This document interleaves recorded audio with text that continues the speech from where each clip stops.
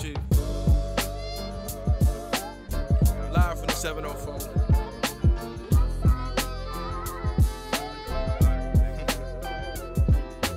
Charlotte, if you didn't know. We got Big Chief.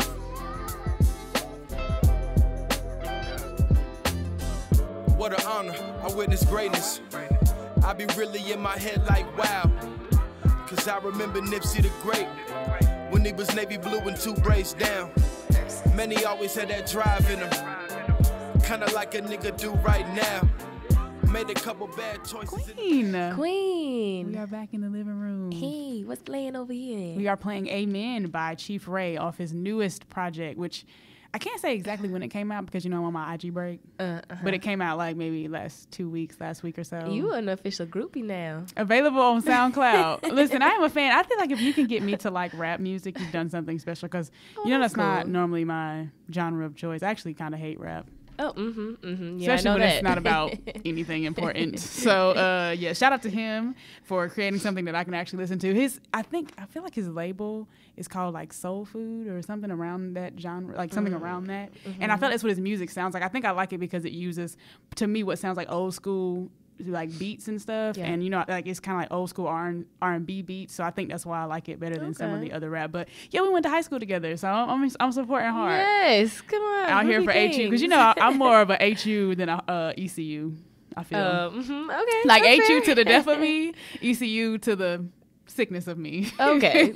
Speaking of sickness, I sound like a frog because I am sick. Yeah, and she picked me up in her car. I literally brag all of the me. times when people say, you know, what's being vegan like? I'm like, I never get sick, literally ever. And your Kim Kardashian voice? And like once in a blue moon, I'll be sick for like less than 24 hours and I'll be fine. So I'd just be like, yeah, I never get sick. And this is like hour 32.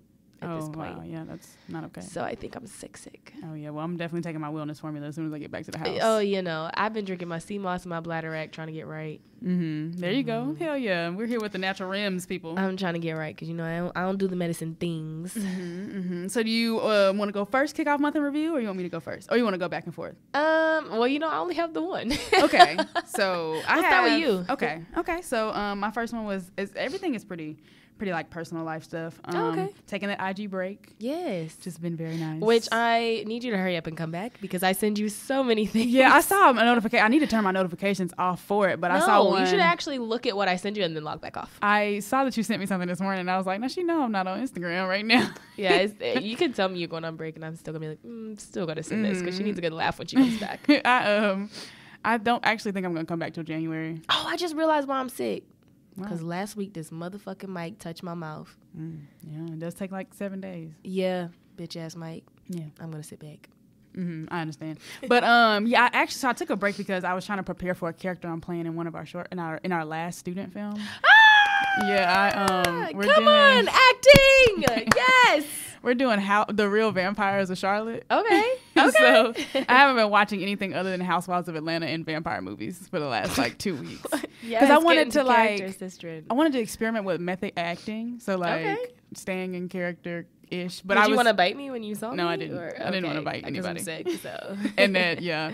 But I didn't want to ingest all the shit that you normally ingest when you're on social media. Like I was like, the only thing I want to see is Housewives, and because I'm writing the script. This is the first time I've ever wrote a script. And so I was like, I'm taking this really, really seriously. Yeah, how fun. So yeah, and it's a lot of fun, but So your classmates aren't helping? Like it's all an individual everybody's project? in there. Yeah, no. So like our first project was a group project. Our second was an individual, and then our third is a group project again. Or it can be individual, but the same group I worked with for my first one, we decided to work together again. So we all came up with the concept together. Like we were just one of my classmates was like, yeah, let's do a horror comedy. And I was like, I love vampires, so let's do something with vampires. And then all of a sudden I was sitting there and I was like, oh my God. Did that speak to your Real Vampires what's it of called? Charlotte. Damn, where did my voice go? I don't know. Hello. Okay, it's back. It left me for a minute.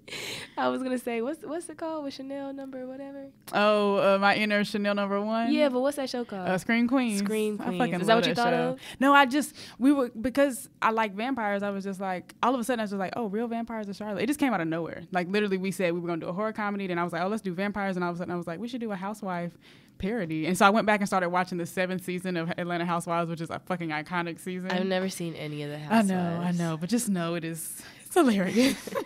Okay, I'm glad grown women that throw drinks and shade are your cup of tea. Yes. Oh my God. Especially like, because everything now is trash. Like, if you go back and watch Love and Hip Hop Atlanta, like that first season where Jocelyn had a little shortcut. Mm-hmm. That shit was iconic, but now it's just like you be watching and you're like, this shit is so fake. So yeah, back then it was good. But and I've been experimenting with this concentration and productivity thing. I read this article on Medium that this guy was like, I literally can concentrate for 4 hours and 36 minutes straight now from like practicing concentrating. Yeah, I cannot do that. Yeah, and I think it's because of like, social media and stuff. So I was like, I want to see how productive I can be. And today I timed it for a little while, and I think from somewhere around 7 something to 8:34, I was like, I didn't have a random thought come through my head. I literally was preparing for our podcast. But I also have been off social media for 2 weeks, so that helps too, not having that as a distraction. I cannot do that. Yeah, and my phone has been like in another room at times, and I'll like randomly like 2 hours after watching a movie or something, I go, where's my phone? And I'm like, oh damn, it's in the other room. How nice. Oh yeah, I need to start taking longer breaks from my telephone. Yeah, so but I'm always here for an Instagram break because that's the only social media I have, because I'm never on the Living Room Twitter page. So anybody that follows the Living Room Twitter page, you are the GOAT, because I can never remember to get on there and tweet. I know, and I try to remember to post on our Instagram, and even that seems to be a task sometimes. It is hard. I just don't like being on social media, so I'm like, I'm just not gonna get back on until January. Mm-hmm. And even then I was like, I really don't want to come back then, because I feel like I would be so much more productive. But it's okay. I'm gonna come back. And then my second one was that I've been plant-based. Yes. For a week. Okay. I watched this documentary, which I realized that when I was plant-based before, and the reason why it was so long was because I had watched all those documentaries like back to back, like Cowspiracy, all the ones you were showing me when we used to live together. Yeah. But I watched Game Changer. Have you seen that yet? I don't think so. It's like basically a real sport-oriented plant-based. Oh, my dad's wife was just talking about how she watched this, and she was like, she's literally told me like a million times, like, I mean, I'll eat some food here and there, but I would never be vegan. And then we went to eat the other day as like a Thanksgiving dinner, and she was like, so Aisha, I watched this show and it's about athletes and their nutrition, and I think I'm ready to try it. And I'm like, wow, so all the other 15,000 times I told you and all the other documentaries I asked you to watch, the one about professional athletes is the one that does it. Like, woman, you are like 55 years old. Why is this the one that moves you? And I think, because for me, I feel like anytime I see, like, I think I have like a reminder of like all the different impacts it has, like eating meat, whether it be like a one that's more based on animal cruelty, like, cause before that was what made me do it. So I think any plant-based documentary will make me do it, because all of them basically say if you eat meat, you're gonna die, but not like we're all gonna die, but like you're gonna get cancer. So I'd be like, so watching it, they literally, you should check it out. It's really good. They talked about even with, because they were talking about how they marketed meat towards men, and they were like, but you don't have to. They showed like one of the world's strongest men is vegan. They talked about the strongest one on record right now is vegan. But she said they talked about gladiators and looking at their bone structure and thinking like, oh, they had to have been eating meat, and then looking at their bone structure and being like, oh, they would have had to have been plant-based. Yeah. For their bones to look like this. So it's really, really cool. And it, like, Arnold Schwarzenegger's in it, and he's even talking about how, like, after all these years now, I also try to be plant-based, and I ate meat. And they did this study, or not a study, but there were these New York firefighters, and apparently, like, the number one cause of death for firefighters is heart attacks. And so the guy was like, let's put y'all on a plant-based diet. And so you see these people whose cholesterol was like, I can't remember, what's the healthy range of cholesterol? Like 140 is like the highest, I think. I can't remember now. We took them classes. But let's say, right, for somebody, some viewer out there is yelling at the, going, no, it's 240. The nurses. So let's say it's let's say it's 140. The RNs and the real niggas. Right.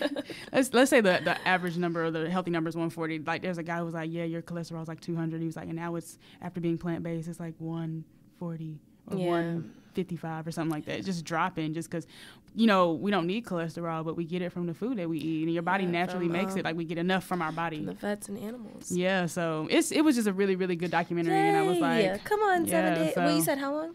I think it's somewhere between day 6 and day 8 right now. I can't remember whether I started on Monday or Sunday or whatever day. Go up. So yeah, haven't had any, like we did the I sent you. And your mom is doing it too, or she just had one? Nah, she just tried it, because I kept trying to tell her, I was like, Ma, you don't have to eat meat to like have a like good meal, like a tasty meal. And she's like, I could do it, but it's not taste good. I was like, if you cooked it, it'd probably be delicious, like no matter what it was. This will go into my plant-based, but I walked into a set, my plant-based, my month in review, but I walked onto set yesterday, and I had I went to GOT's the other day to eat dinner with my mom, and she gave us cookies like for free.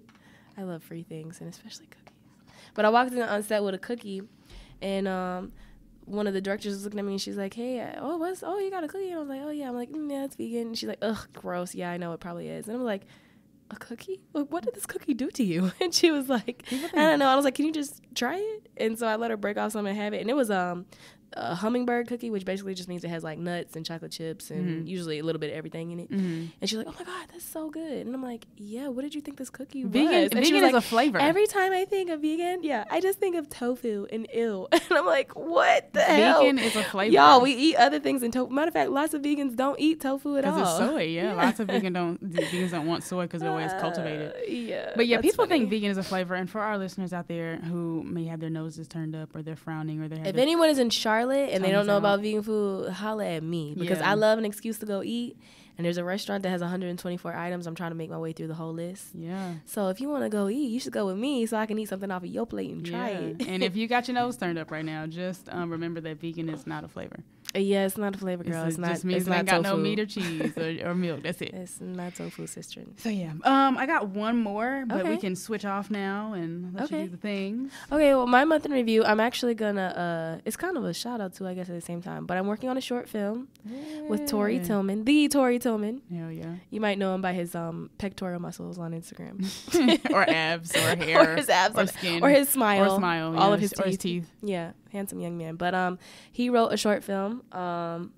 And we are finally in the process of filming. We started yesterday. It was a very long day. I think we started around 10, and we didn't get done until about 10:30 at night, 10 a.m. to 10:30 at night. So it was a long day, but it was really cool. It was really fun. I'm really excited for it. I think it comes out early 2020. I don't know exactly when, and he's submitting it, but I'm really excited for him, really happy for him. Can't wait to see what it looks like. Except for the fact I have to wear a wig and I'll be hot as fuck on set. I'm like, damn, I forgot how terrible this feels. I know people love meant to ask you wigs, that. Yeah, if you were able to be bald in the film. No, unfortunately I'm not. I'm wearing a wig. I just wanted to snatch it off after every cut. Oh, you feeling like Denai in Black Panther? Or yeah, exactly like her actually. Just gross. But yeah, I'm really excited for that. So that's what I've been working on this month in review. I've been doing a lot of rehearsals. So anytime I'm not at work, I'm there doing rehearsals. So I haven't had a lot of free time lately. So that's been unfortunate because I want to do a lot of visiting and hanging out with people right now. But yeah, working on Caged. I'm really excited for it. Short film by Tori Tillman, coming out 2020. Hell yeah. Yeah. Oh, also did a music video. Oh, nice. In Charlotte? Yes. Who was it? Why are you smiling so hard? I was smiling because I know the face you about to make. I did a music video with Farrar. Oh, no. That's lit. Hell yeah. No, I'm excited. I'm going to show it to you. He's also a beautiful man. Yeah, he's beautiful as well. He is a beautiful brown man Jesus Christ. with tats and nice teeth and plant-based. And I need short hair, locks, doesn't matter. He's a beautiful man. So I'm excited. I'm gonna show you what I have of it. Another rapper who I actually can listen to. And not be like, what the fuck? I'm sad. So yeah, that's lit. De Niro Farrar. I'm excited if you checking for him. Yeah, check it out. We should play one of his songs next week or something. Heck yeah, let's do that. Yeah. Is that all you have for month in review? Yeah, I have one more, so you can go back to yours. Oh, okay. I saw Harriet. Oh yeah. So I did not see it. So don't tell me I'm actually not going to ruin it. I'm gonna say this: the group that I went with, who consists of Kalia, Jazz, and Justin, they rated it a C. Wow. Yeah. What did you rate it? Let me tell you something. We went. Okay. First of all, I had to sit in the eye bleeds. For the listeners, you know what the eye bleeds are? Are those the ones right up front? Yes. Oh, no, man. Because you know what's crazy? And I'm Wait, happy. Was it the theater with the seats? The recliners, yeah. But I still because I don't know because I haven't sat in those, but I feel like those are probably better than the old school seats. Ours didn't recline back a lot. Like I normally go to the one on South Boulevard, and those I feel like go all the way back. Ours I felt like just kind of lifted my legs a little bit, so I felt like I was still. Where were you? Where did you go? We went to AMC Concord. I didn't want to go to Concord, so let me tell you the story. Number one, I looked up time 7:10 for the one on South Boulevard. I go to click it the day of yesterday, like 2 hours before, so I can get my tickets, and it's not pulling up anything. Like, it keeps rerouting me back to the Google page, and I'm like, what the fuck? I try to call 3 times, no answer. So I'm like, they must have had a water main burst or some bullshit. That better be the only reason why I can't get tickets to this shit. So we had to change the Concord last minute. Get there, sitting in the eye bleeds. which I was like, oh, ain't nobody gonna be in here, because unfortunately, I'm sorry, I have negative things to say about Black people supporting historical things. I know y'all went to see Black Panther. That's cool and all, but that's not real. Not historical. When it comes to are y'all gonna go see the real Black Panther movie? You know what I'm saying? When Fred Hampton comes out, that's what I want to see Black people seeing. Not to say Black Panther isn't a good film, but I just want to see us support real historical things. Yeah. But we got there, and we couldn't sit together because it actually was packed. Y'all didn't buy y'all seats together? No, we couldn't, because so that's why we sat in the eye bleeds, because those were the only seats that had 4 together, because everything else was taken. Which I was hell happy. no, I'd be like, I'll see y'all later. I'll be in the back. Which I was happy about. I was like, okay, dang, hell yeah. Even though I personally hate the eye bleed so much, I was like, we ain't gotta sit together. It's a movie. I'll see y'all at the end. But okay. Everybody was like, no, be talking no way. Let's sit together. So anyway, we sat together. We sat in the second row of eye bleeds. In the front row of eye bleeds was a group of what must have been elementary and middle school children. Nice. Unaccompanied by an adult, because wow, this sounds like my dream come true. They cut the fuck up the entire movie. Like, the girl smacked the boy hard as hell because he wouldn't sit down, and I kept thinking, like, there has to be an adult. So like the movie was 2 hours long, maybe like an hour and a half into the movie. I finally got up and went. Kalia didn't say anything. Justin didn't say anything. No, number one, I thought somebody's parents were there. I was like, somebody's gonna say something in a minute, but it just kept going on and on and on. And then somebody in the back was sitting in somebody's seat, so they're yelling across the theater like, this person in my seat. And then when they finally figured the shit out, she's like, well, y'all need to mark this better, talking loud as hell. And I'm just like, oh, so she was loud and wrong. Yes. So I'm sitting here, and I just kept thinking to myself, this can't be real life. And I was so confused at the cacophony coming from behind me that I was like, this has to be like movie sound effects I'm listening to right now. It took me like 5 minutes into the whole transaction to realize that the shit was happening behind me in real life. So then I finally got up like maybe an hour and a half, Like you got to start exercising that throat chakra. Yeah, I got up like an hour and a half into the movie, and I went and got security because I was like, y'all got to do something. This is not working. So by the time they finally came, they had finally quieted down, and they gave us tickets to see another movie, like a free one. That's nice. I'm about to go complain for no reason. Right. But I was just life hack. I brought all of that up to say I can't tell you what I rated the film because I couldn't pay attention to any of it. Like, I couldn't tell you how her acting was. I couldn't tell you how well it was shot. Wow. They were they like, really discombobulated you that much. That's why when I go to the movies, everybody shut the fuck up. Like, be quiet. I'm here for an experience. Yeah. That's like, those 4D theaters with seats shake and there's sound effects and speakers. Well, in you your got that. chairs. It just wasn't via the movie. Yeah, so that's the kind of shit I need to really pay attention to a film. So I can't rate it at all because I have to go back and see it. But I would just like to also take the time to reiterate why I don't watch previews. So today I was doing, I read an article that was a review of the movie, right? Uh-huh. And there was a trailer in there. Trailer was 2 minutes and 13 seconds. Mm-hmm. So I watched it after I saw it, right? Mm-hmm. 50 seconds into that trailer, I literally had seen the entire movie. Like, I was like, trailers suck. And that's why I don't watch them. And I actually had a professor literally come in class and say the same thing. He was like, movie trailers now are so different. Like, back in the day, they just showed you just enough to make you go. But now they show you the whole movie. Like, every scene that surprised me in the movie, they had in the first 50 seconds of the trailer. Like, I was like, I'm so glad I didn't watch this. Because I was literally like... I wonder who's, like, in charge. What is that title? Being in charge of making... Trailers? The trailer. Because it's like, you got to wait till the whole movie is over. Right. You know? I don't know, but I just know if I do that shit, let me tell you how my trailer is going to be. It's going to be flashes of who's in it, and it's going to say the title at the end, and it's going to be like, in theaters, January 2021. Perfect. That's it. So if you want to see, there's literally a movie about to come out. It's full of white people, like Jamie Lee Curtis, white people that I love. And all I can tell you is that shit is star-studded, and that's it. I don't know what the movie's about because of the way the trailer's set up. And I'm like, this is the kind of trailer that I want to see. So, yeah. But anyway, the one thing I did want to say, to sum up the film, I found a quote from a New York Times article called Harriet Review Becoming Moses. Mm-hmm. It's written by A.O. Scott, and I just screenshotted it. It said that the chases are suspenseful and the violence is fairly restrained. The pain of enslavement is written on Erivo's face and on the scarred bodies of people Harriet brings out of bondage, but the full brutality of the masters and their minions is more implied than shown. Harriet, well, they said they didn't want it to be a slavery movie, right? Yeah, but it's also a family movie. Like, I think it's PG-13 because they wanted children to be able to go see it. So that's not me making a complaint at all, actually. And then the last part was Harriet isn't an immersion in horror like Steve McQueen's 12 Years a Slave, and it doesn't have the imaginative sweep and complexity of literary depictions of slavery like Edward P. Jones' The Known World. Colson Whitehead's Underground Railroad or Toni Morrison's Beloved. It is more like one of the biographies of historical figures intended for young readers, accessible, emotionally direct, and artfully simplified. So sometimes, like when they rated it a C, I was like, sometimes you got to understand what someone's purpose was. So Kalia literally was saying like 12 Years a Slave is the best slavery movie, but after reading that, I was like, this is also a good slavery movie because it wasn't supposed to be horrifying. It was supposed to be, you can take your children to see this. So there's like, they like, just like that quote says, they emphasize the brutality of slavery in scenes where like she brings people up north and you see them like changing their clothes and you see the scars on their backs, but you don't see anybody get whipped in the film, if that makes sense. And then the last thing I want to say is the white savior that everybody's so angry about was not that bad. Okay. I was like, this is what y'all mad at? I was like, have y'all seen Hidden Figures? That's some shit to be mad about. Have y'all seen Mississippi Burning or Ghost of Mississippi? That's some shit to be mad about. So I'm not going to tell you what happened, but when you see it, I just was like, this is what y'all mad for? So, yeah. But I'm going to go see it again. But I feel like I would at least, even that time, have given it a B. But it's because, again, like for me, I think I enjoyed it just from the fact that I'm like, this is a woman. Like, that ran, I think she said 100 miles. 100 miles. I can't even drive a car 100 miles without GPS. So let me reiterate again. When people talk about what they would do if they were slaves, and then did it again and again. I think Kalia said 13 times she went back and forth to save people. And then, of course, she's like led the like Union troops and whatnot. Like, this woman was extraordinary. So extraordinary that like one thing they emphasized in the movie that I'm not sure how true it was is that, so they started calling her Moses because she was like the savior of her people.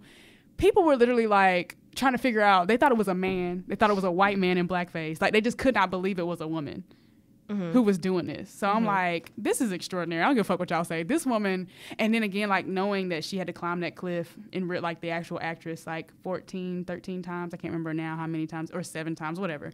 And that she really crossed that river in 30-degree weather. So I'm like, this movie, I give it at least a B. But I'm gonna go see it again and I'll give y'all an official rating. But yeah, that's my last month in review. Okay. My last month in review is about T.I. on the Red Table. So I would like y'all to know that the Red Table Talk just came out today, which is Monday. I don't know when this will air. It came out on Monday.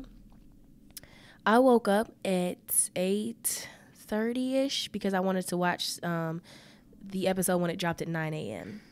We got to the studio at 12, and the episode has still not dropped. So this is fresh on my mind because we literally just watched it at 12 sharp when it aired. So T.I. and Tiny went to the Red Table Talk. Unfortunately, Willow was not in attendance because she is on tour right now, to which Jada said, T.I., you might be grateful that she's not here. So he went on there to talk about his comments of checking his daughter's hymen. In the beginning of the video, he says, I would like to clarify that I did not go into the exam rooms. I did not make the appointments. Her mother was in attendance. And the latest time that this occurred was when she was 16 years old. He said he did not go to her 18th one. And I guess I would say that because he didn't go to her last one, either he still got the results even though he didn't go, or she told him as of 18 years old she's still a virgin. Don't know. Don't really care that much. Anyway, I like that he went to the Red Table and not to anywhere else for a couple reasons. One, because at least he could be educated here and not just drug for filth. Because you mentioned that, okay, I wish he was on the read.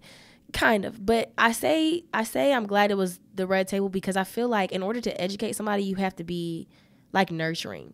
Because if you try to educate somebody, like when people just go off on each other on Instagram, I'm like, this person is not going to take in anything you're saying because you're coming at them aggressively. And it's just human nature to want to be defensive. Like you're going to want to defend everything you did instead of explaining and actually listening to learn. So hang on one second, guys. It keeps coming and going. But yeah, I'm glad that he went there. I think that he can get education. I think especially after you do something and then you get publicly bashed. A lot of times I think that people say things and they say things so quickly, you don't know how people are going to take it. You don't know how they're going to respond. And it kind of takes getting drugged for filth to even realize that you did something wrong. I kind of feel the exact same way as I felt originally. I think that whether he went into the appointments or not, if, you know, especially if she was okay with it originally, is more so, okay, that's your household, that's your business, whatever. I'm more upset that he made it public because he said that she basically was humiliated, that he, said this, it was uncalled for, it was unnecessary, like nobody knew it was coming. He kind of just said it on a podcast trying to be funny in some way, and then it blew up to what it was. So she was basically like, don't say nothing else about it. So he says that's why he hasn't clarified anything since it happened, and since social media has been dragging him for filth. He said he hasn't said anything because Deja didn't want him to. Then he says that he did decide to go on Red Table because he was directed to go ahead and clear some things up, but I don't know if that was by Deja again. So what did you get from the interview, Sid? Number one, I will say this. I still want him to be drugged for filth. So I mean, I understand and agree with what you're saying completely. Like, yes, if you're put on the defensive, you won't be open-hearted. Mm-hmm. But I think you deserve to get drugged for filth. And I say that because... But how long should he be drugged for filth? Because I feel like he certainly was. And by everyone, the creator of the Me Too movement, Michael Eric Dyson. If Michael Eric Dyson drags me, I will live under a rock forever. Yeah. I feel like he was already drugged for filth. So what do you think is necessary? I don't know. I guess I just want him to go on the read. I just wish he would have been there sitting when they drug him for... If y'all have not listened to the read, was it like last week's episode? Week before last? Yeah, I think so. I think it literally has, like, if y'all look up the read, it has his name in, like, they don't do very long descriptions. Yeah. It's like one sentence. And I think his name is in the description for the episode. But y'all, like, skip 40 minutes into the episode and just listen to them read that man for filth. Because I just wish he could have just been in the room when they did that. Then I'd have been like, okay, cool. Because to me, that's a crucifixion. So you need it by them. You need it by Kid Fury and Crystal, and then you'll be fine. They crucified him, which I felt like he deserved. Because for me, some of the things I wrote down was that, to me, even listening to the Red Table Talk, to me, it came off as if his self and his value of self is still rooted in his daughter's virginity or lack thereof. Yeah, he pretty much said that. And that's what I have a problem with, because, and there's so many ways that we root our value in other people, like, not, and this is just an analogy just coming to my head. It's not necessarily one that's really quote unquote accurate, but like slave owners, you rooted their value in their self in the ownership of slaves. There's a part in Harriet where the slave master, the female slave master, the slave owner literally says that, like, the son says something about we need to sell the plantation because we don't have enough money. She's like, no, we're slaveholders. That's who we are. You know what I'm saying? So, like, I feel like we root ourselves in other people's, like, what they're doing with their bodies, and I think that's a little weird, and I just didn't like that. So that's why, to me, I'm like, drug for filth. But I do think that it was very productive, and I think hopefully he learned something. It was very funny to me that all these big ass words he knows, but he never heard the word patriarchal before. Like, I was like, okay. He said he heard that, but I guess he says he didn't. But he didn't want to take the time to look it up. He wanted to take up the time to look up expeditiously so he could sound smart in front of people, but not patriarchal to solve any issues in society, right? Again, I was never a T.I. fan to begin with. I'm not necessarily not a fan now. I'm just, like I was saying, like, I'm just kind of scarred at this point. Like, I'm just like, I'm grossed out. You think that you own your daughter's body, and that grosses me out. So he more or less said that was a measure of how he was doing as a father as far as protecting was if she was virgin. So Jada asked the question, well, what would it mean if you went with her to her appointment at 15, 16 years old and she found out she was not a virgin? And he said that once you decide to have sex, that you are now an adult and you don't get to enjoy the quote unquote luxuries of being an adult without the responsibility. Which still sounds like punishment to me. So which he said, which could be birth control, it could be financial, it could be blah, blah, blah. And I'm like, so what you're saying is, to me, what I gathered from that, and I guess what I inferred from that, because let me say it that way. I inferred from that if he would have found out she wasn't a virgin, okay, you grown now, so you no longer my responsibility. I'm not paying your bills no more, blah, blah, blah, which you're still her father, and legally she has the right to live the same lifestyle as you because you are her father. But that's what I gathered from it. If I would have found out my 16-year-old daughter wasn't a virgin, because she want to act grown, I'm not going to pay for her anymore, which I just don't really... I don't like that. I feel like Jada just kept saying, which I appreciated, okay, this is about education, Tip. This is about education. You are saying all these things because you're uneducated about them. You said these things and said that you didn't know that it was going to be so impactful, and you didn't know it was going to be hurtful to your daughter because you were uneducated. You know nothing about it. If a woman does something, you want to attack her and say, oh, you must be PMSing and things like that. Like, that's the type of attitude you go around having because men genuinely think they own women, or at least he does to a certain extent. And in the next week's episode, he's going to talk about his relationship with Tiny and basically his infidelities. And it's just like, how can you be so hard on, for one, your daughters, and you're saying you don't want these young men to defile and destroy your daughter, and that's your job as a father, but you didn't have that same energy for your sons. But I also want to say, to that point, I wanted badly to hear him talk about his relationship as far as with his sons and the conversations he had with his sons. But I also was thinking, okay, but that would be the same thing that he did to Deja. That would be doing the same thing to them. It's not anybody's business how he treats his sons. Right. But it just wasn't our business how he treats Deja either. Yeah, but I feel like he still made it clear that he's okay with his sons having sex. Yeah, he still inferred that, because he said that in his household, he said, if my daughter were to get pregnant, those 9 months, my life would be changed in my household. If my sons were to get somebody pregnant, my household's not going to change. Which is selfish, which is a selfish way to think about very much the whole situation. And it's like, why are your sons not grown for having sex? Right. But your daughters are grown. Right. So again, I just want to know if you're the same energy you have about Deja, oh, you grown now, you're not my responsibility, are you going to have that energy about your sons, is what I want to know. Right. And for me, again, my anger, quote unquote, towards the situation was again rooted in just how cocky his statement sounded too. Like, that was really what I wanted him to get at, was like, you just sounded like her body was yours and it belonged to you, and what she did with it was all of your business, and what she don't do with it is all of your business. And that was just the part that just grossed me out. And then also to something you said too that kind of sparked something in my head, is that you're so protective of your daughter, but you're not even being a good representative of a man to her in her own life. Maybe you wouldn't have to be so scared if you yourself weren't shit and were a good example of what a man is supposed to be, but you cheat on your own wife. Like, I see why you scared. You probably think you about to get karma through your daughter who about to get treated like shit.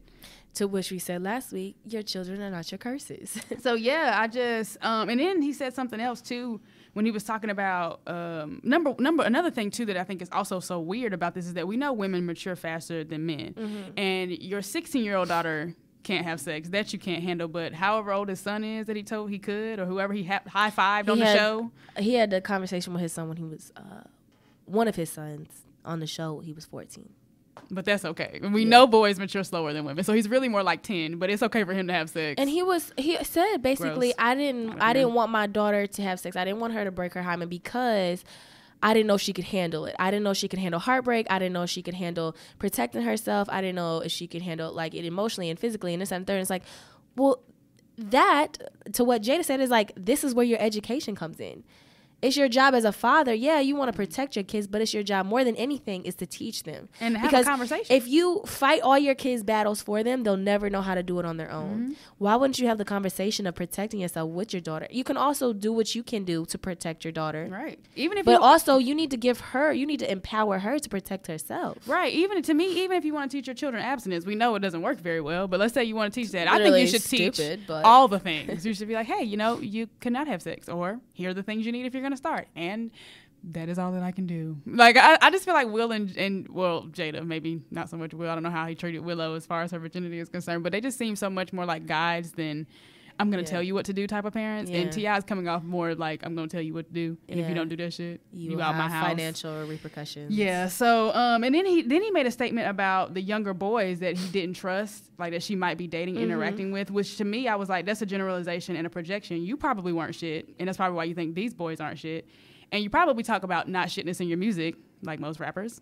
So again, we are teaching these things and then scared about what's going to happen to our daughters, but we don't do any better ourselves. If you want to change the world, you do it by changing yourself. Yeah. So that's why I'm just so annoyed with him. Like, I'm just like, maybe if you just did better and taught other people to do better and taught your sons to do better instead of teaching them at basically mental age 10 to go out and have sex and probably not teaching them anything about caring for women. It's like, if a son does it, okay, you're a man. But if a woman does it, if your daughter does it, you're a woman. So now all these bills are yours, and that doesn't, you don't get, I don't know. I was glad he was on Red Table Talk. I guess that's all I really have to say about that. Yeah, I feel that. Because I like that they take the time to educate. And Jada said, when I heard what he said, I heard what he was trying to say, and I also heard and understood how everybody took it and why they took it that way.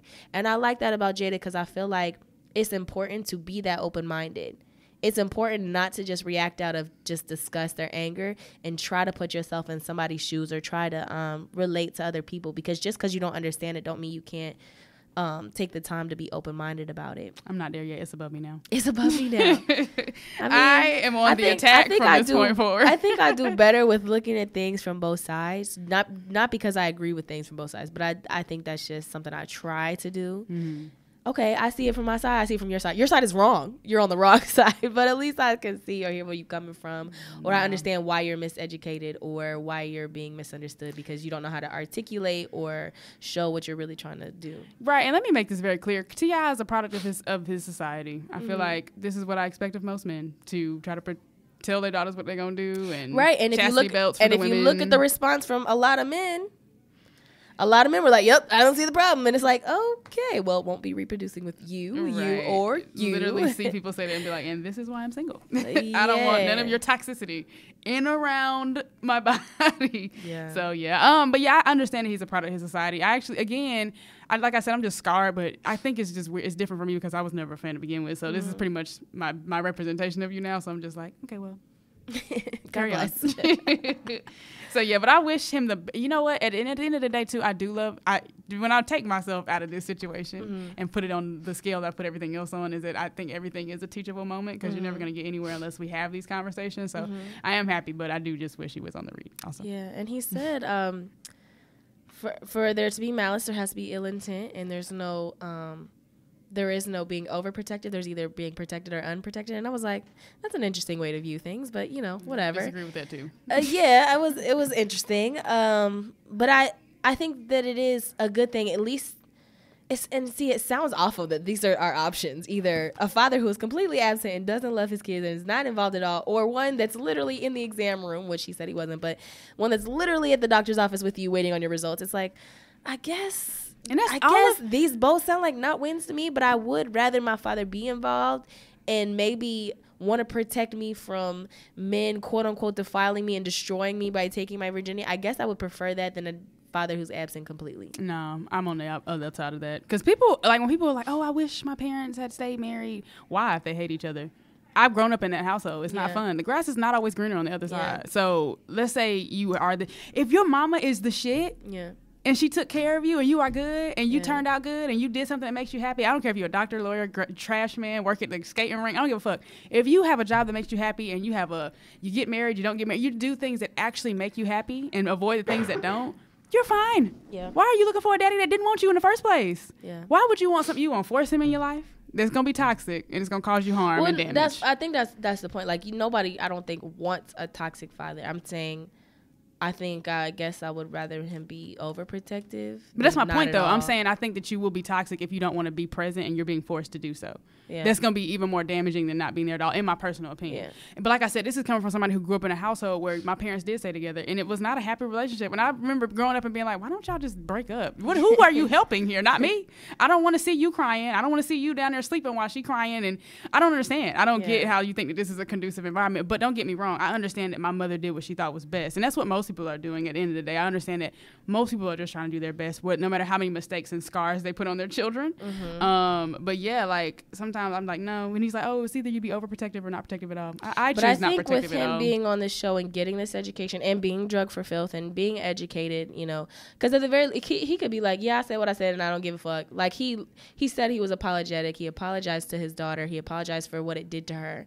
And I think that's important. Like, we can only be so mad at people if they're trying to grow, if they're trying to get better, if they're trying to educate themselves. We can only be so mad at somebody who's trying. Because you could be like, I'm not even going to say the names, but other celebrities who just be like, I said what I said and fuck what y'all talking about and fuck your feelings and I don't care. Chris Brown? Yeah, I wasn't going to say that, but yeah, since we're here, Christopher Maurice Brown.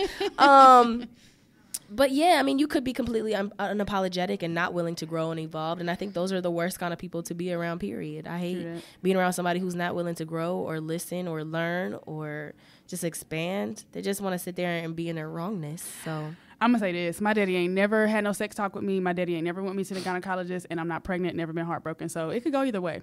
That's true. That's all I'm gonna say about that. That's true. I mean, honestly, your parenting literally only means so much because you're only with your kids so many hours a day, and school and the world and the streets have them the rest of the time. Somebody complimented my dad on my quote unquote good behavior at some point in my childhood, and his response was, "Oh, he's like, our mama raised her." That's literally his response. Oh shit. My father has done like he was a provider, you know what I'm saying, that kind of thing. But as far as my upbringing, everything that I know has been my mother and my friends and my teachers. Hey, and that kind at of least thing, he didn't take that credit then. So yeah, and so that's I just want again just self introspection because if I didn't already say this, the last thing I want to say about T.I. was that I don't know if he understood it or if he just didn't say it on the Red Table Talk, was that I just wanted him to take responsibility for the fact that he's here because of the way he spoke on that podcast. People attacked you because they took what you said at face value, which is what people should be able to do. You went on there and sounded like a cocky. Yeah, he was like, everyone took it literally, which I get, and I think that's tough. How else was I supposed to take it? Oh no, he's not in the exam room.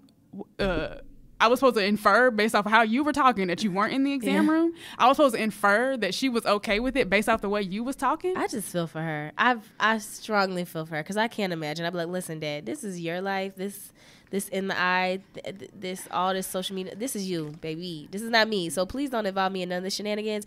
And I will not use your name to get people to talk about me. How about that? I could completely understand this cry wolf, oh my God, everyone's attacking me mindset if they had done that soundbite shit they normally do.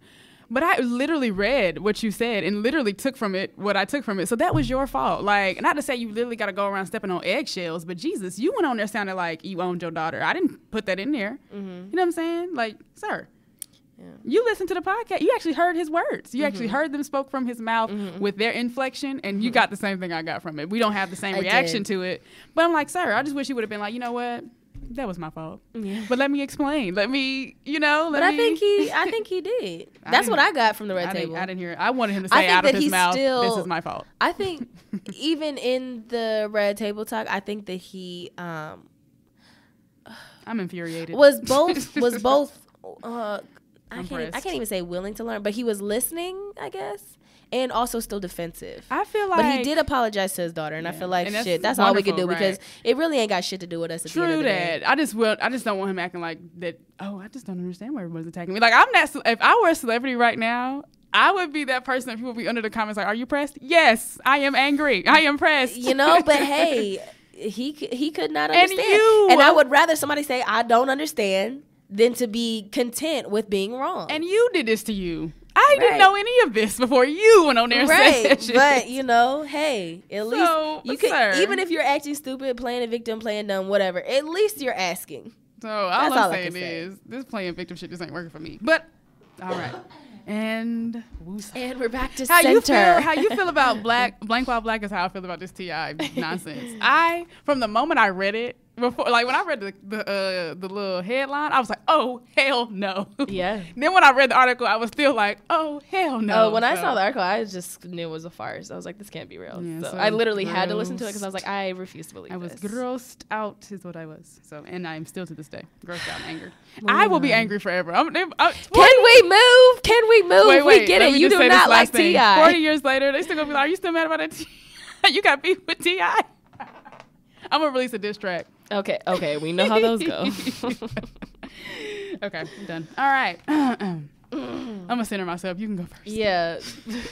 Put that root on the flow. Sweaty, right? Oh my gosh. I told you I'd be angry. We'll have a beverage. Leave women alone and believe them.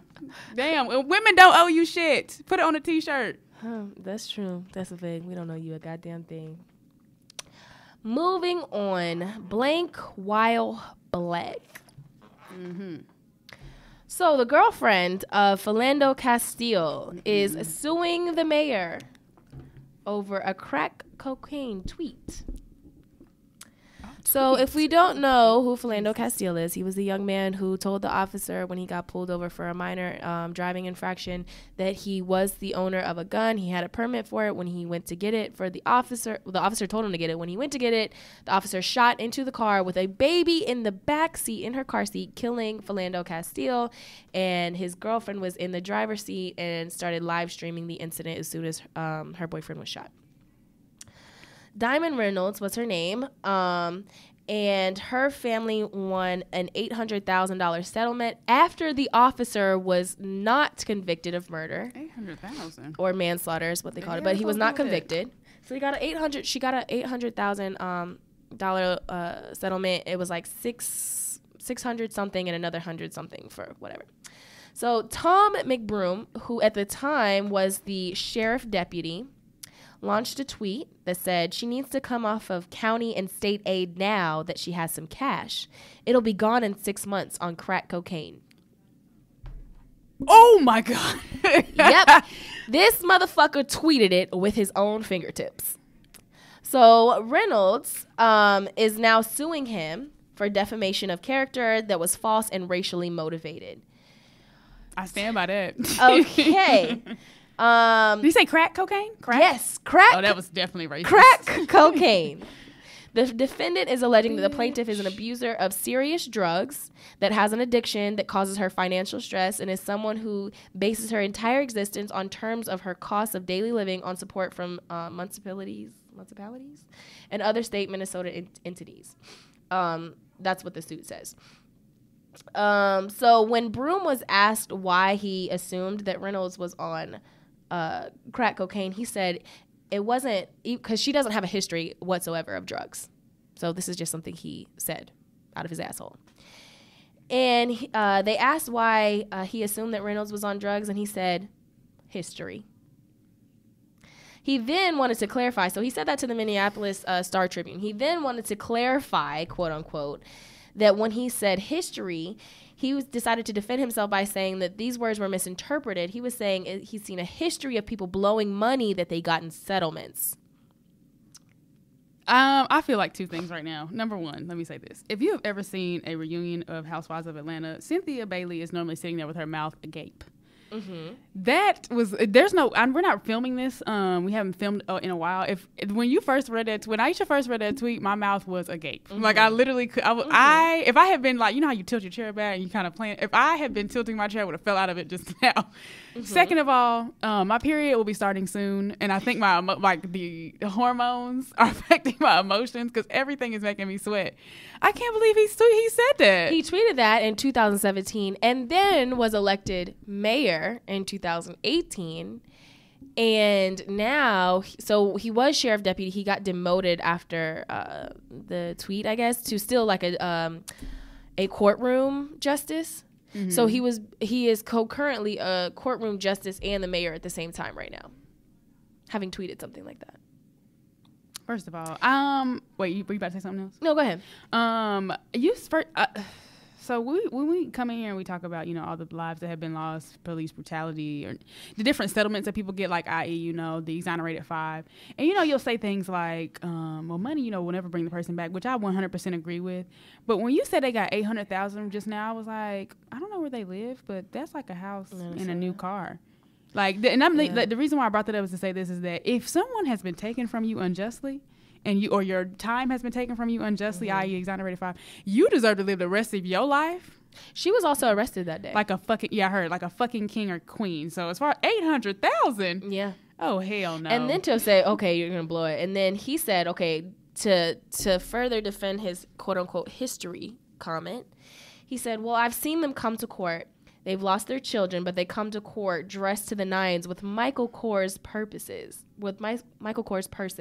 To be frank with you, they don't have a pot to piss in. I see it time and time again, and I just shake my head and say, why hasn't anyone helped that person? Also, when I saw Michael Kors purses, I was like, that's another racial slur. Because what the fuck? I feel like he runs with Trump. First of all, motherfucker, I'm honestly tired. She's going to blow it on crack cocaine. That's the history that you saw. Because what about people coming dressed to the nines with Michael Kors purses? What does that even have to do with crack cocaine? And if they came not dressed to the nines, you would then put them in jail because they literally do that. They look at how you're dressed and think that you deserve more time in prison. Exactly. That's point number one. For one, you have to be dressed a certain way for a judge to even take you seriously, quote unquote. For two, again, what does crack cocaine have to do with Michael Kors person? So if you've seen history repeat itself with people coming to court, losing their children, and having a Michael Kors purse, because God forbid you get it for $29.99 at fucking TJ Maxx, and that just offends whoever this mayor is. But on top of that, you think that has something to do with me doing crack? Because I have a Michael Kors purse from TJ Maxx, do you think there's a vial of crack in it? Yeah, no, that shit is wild. Sir, this is not the 1980s where y'all were pushing it through our neighborhoods, okay? I mean, you still are, for sure. But this is not Nixon and Reagan, okay? This is not the war on drugs we're talking about right now. We talking about you being racist and tweeting dumbass shit. And the fact that as a white man, you still get to progress in life. You still get to be elected mayors, having said some dumbass shit like that. Because imagine the types of policies that this mayor is going to enforce and endorse with racist ideals like that. Right. It's very dangerous and it's very scary. Very dangerous. So in Blank While Black this week, don't have somebody who was murdered unjustly by the police with them getting off and not being charged and not being convicted, and then receive a measly $800,000 settlement just to be called a crackhead by a fucking sheriff deputy. Yeah, don't do crack, because then we all do crack. And don't carry a Michael Kors purse, because then I'm going to assume that there's a vial of crack in it. Yeah, and if you do crack, then that means all black people do crack, because you know how that works. I mean, history. Yeah. Wow. That was Jesus horrible. H. Christ. Okay. Also, Blank While Black. As of November 3rd, you can't be black and go see Harriet. Okay. All right. So, you know I'm not a good pronouncer of things. Metairie in Metairie, Louisiana. You know how to say that? Metairie? No. Something. Don't give me the M, Louisiana. A woman aged 65 years old named Sandra Gorton was confronted by 3 different AMC employees and asked if she was in the right seat and demanded that she show her ticket. That might have been the lady behind you. Right. Nah. This was an hour into the film, though. Yes, before you asked, the employees were white. And yes, she was black. Miss Gorton, she said that she felt that the incident was caused by both race and ignorance. So again, like I said, 1 hour into the movie, the first employee accused her of being in the wrong seat. The second one stopped the entire movie, turned on the lights, and demanded to see her ticket, and then accused her of being disruptive and rude. So let me stop there for a moment. I'm watching my movie, minding my business. You stop the movie, turn the lights on, and approach me, and I'm being rude and disruptive? Woo. So by this point, audience members are getting angry and saying that she needs to be removed from the theater. The third employee enters and, asks for her ticket again. So first of all, I'm very confused as to how she showed her ticket the first time. And she complied all 3 times, showed them her ticket on her phone. Did y'all not have a conversation before you sent the next person in there and say, oh, yeah, no, she showed me her ticket? Like, I'm very confused. Yeah. So then it had to happen 2 more times. Right. So at the end of the film, Miss Gorton, she went to see it with 14 of her friends from the organization that she's in. So her and her friends and a few strangers stayed, and they all got refunds. She's in a group called the 504 or the 504 Queens. It's a charitable community organization. Nice. So you tried the wrong one, motherfucker. Okay. So the 504 Queens got together with Sister Allison, who is a civil rights lawyer, and they comprised a list of demands that included an anti-racism and anti-oppression training for AMC staff. Okay. Firing of the 3 employees and opportunities. Okay. And opportunities for the students in the area to see Harriet for free. And AMC sent them a letter as of November 13th that outlined their plans to fire the 3 employees. They donated all profits. They're going to donate all profits from the November 29th showing, tickets and concessions to the organization, to her organization. And then they're doing free showings for all the students in the area. Amen. Amen. That is how black people turn lemons into lemonade. You hear me? And when I read this, I was like, number one, I'm going to talk about it because this is how you organize. That woman said, Oh, you are what I like to call fucking tried it. Yeah, and I just thought it was so dope that she understood the significance of the film and wanted people to be educated and to see it. And she also talked about how basically so eerie it was for this to be happening while she's watching the movie about Harriet Tubman, a black woman watching a movie about a heroic black woman who saved people from slavery, having to show her ticket 3 times to 3 different white employees. Okay. In Blank While Black, you cannot be black at an AMC theater but know the people because you will get fucked up. I was like, and y'all donating all the profits? I said, they said we don't want no smoke. Okay. I am so here for them not wanting no smoke though, but for me though, now like that's the type of shit where I'm like, I can go to AMC because they not playing. Also, why did you come into the Harriet theater trying to act a goddamn fool? Why did you do this? Because you should have fucking known. So during this here movie right here, I'm empowered, and I will fuck you up. Mind you, you were sitting there watching this woman run to freedom, and he said, "Let me see your ticket, man." You probably said, all 14 of them probably turned all at the same time and said, "Excuse me, what?" Let me tell you something. Who said that? Right. Who said that? You asked for a ticket? Who said this that? White man? Oh, my Lord. So I would just like to say that this is the type of shit I want to see all companies do. They responded with a quickness. Yes. They probably said, "Y'all." I'm sorry, you said free popcorn for every person of color? Okay. Yeah, no, that's fine. No, that's fine. Oh, for the rest of the, okay. Oh, all of 2020? Okay, yeah. No, we can do that. No, that's fine. Yeah, no, that's fine. I think that is fucking perfect. So let me say this, for all you people out here still buying Gucci, this is what it looks like when you do some racist shit.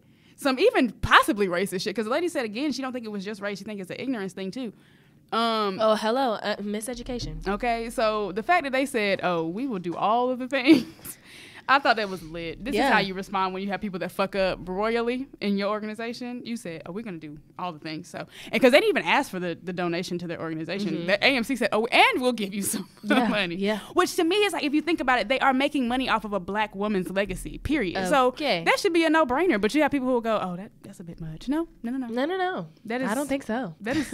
I have no complaints about the way they responded to this. I have nothing to say. Yeah, AMC, I will be attending all the things. Okay, all of the things at AMC from this point forward. Okay. So yes, that is my blank while black. Shout out to, let me say her name one more time for the people, Miss Sandra Gordon, and she was 65. She said I have been through the things, and I will not. I have seen some things, and what I won't see is this right here. Okay, y'all gotta be fucked not up. in 2019, honey. Okay, so yeah, shout out to her. But that's it for my blank while black queen. Do you have a sounds about why?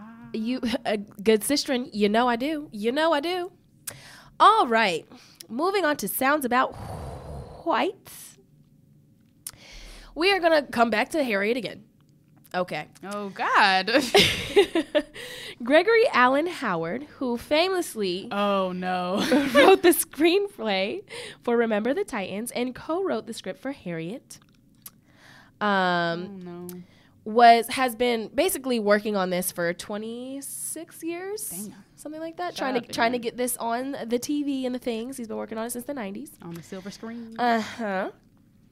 Well, when he was talking about this amongst executive producers, one white executive said, let me read it exactly.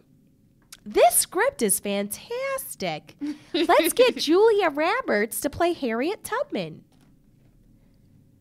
When someone pointed out that Roberts couldn't be Harriet, the executive responded, "Oh, it was so long ago. No one's going to notice the difference."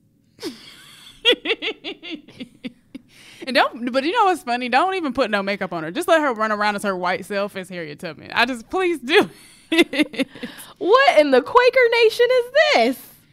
Whew. Let me tell you something. Was that everything you had to say about it? Like, is that all your lead up? All your info? Yeah, that's pretty much, that just sounds about white for me, because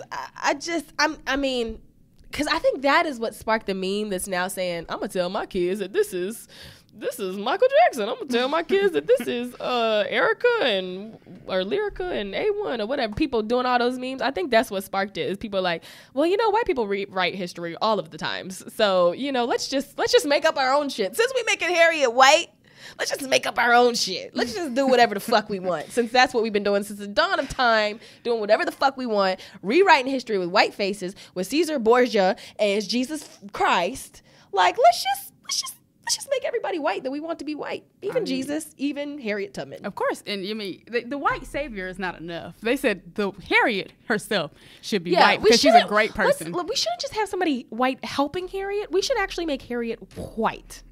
Let's actually make all the slaves white. Let's do that.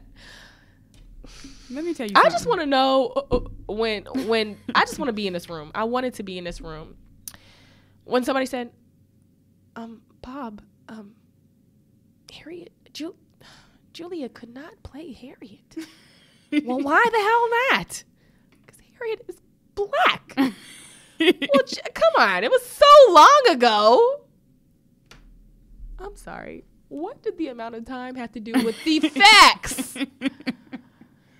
What does the amount of time ago have to do with the facts? And see, that's what I meant to bring up last week about Cynthia Erivo playing Harriet Tubman. Is it the same thing? Because she's African, British, and not African American, is that the same thing as a white person or an Indian person or like a Hispanic person playing I don't think Harriet? so. Which so that was the question that I had because people are so angry about it, right? Yeah. Like some people. And that's, again, I'm not taking anything away from whatever side you fall on. But I was just sitting here and I was like, well, damn, is it the same thing or is it different? But then Cynthia Erivo said that when I navigate through this world, they see a black girl. It don't matter if I'm African or not. Okay. So when she said it, I was like, and this is where I stand on this argument now. But I would just like to say that if you know how tight I am because I have looked high and low and above and under, and I cannot find this person's name. But trust me, baby, when I do, it's curtains for your ass. When I tell you that because I feel like people will be trying to say, oh yeah, well anybody, Scarlett Johansson. In the words of my good brother Tommy, I'm canceling Christmas on that ass whenever I find out who the fuck said Julia Roberts should play Harriet. Apparently, Scarlett Johansson is supposed to play Gandhi. So people have been taking her and just putting her in random shit like, yeah, Scarlett Johansson can play anything. Oh, what in the fuck? Get me off of this planet, please. I just want to say, before y'all start giving black roles to white people, let black people start playing white people first. God. That's all I'm going to say. Why? Because I know if we start with this whole, oh, well, let's just let anybody play anybody move, you know what's going to happen? There ain't going to be no black people on TV. That's what they do, okay? It ain't going to be black people playing white people. It's going to be white people playing everybody. So do not fall for that bullshit. If you was over there thinking to yourself, oh, well, maybe that's not a bad idea. It is. It absolutely is. We barely have enough dark-skinned women on TV before us to be talking about letting Julia Roberts. We got 4. Can we please play fucking Harriet? Listen, you can have a fucking seat. And I wish she would say some shit about, oh yeah, I thought of you what? And whoever that person is, yeah, you got to go.